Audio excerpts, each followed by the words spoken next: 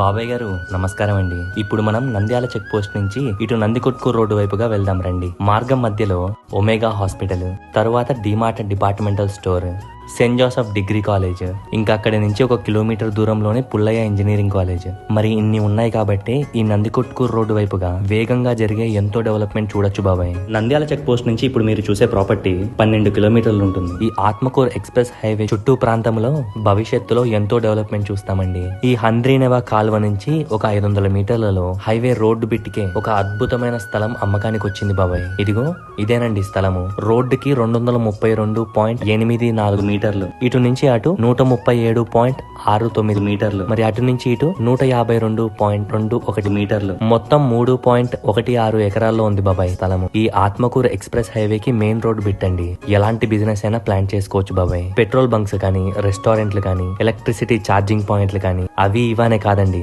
ఎలాంటి బిజినెస్ పెట్టినా పెట్టిన పెట్టుబడులు వెంటనే తిరిగి వస్తాయి బాబాయ్. ప్రస్తుతానికి పంటలేస్తున్నారండి భూమిపై.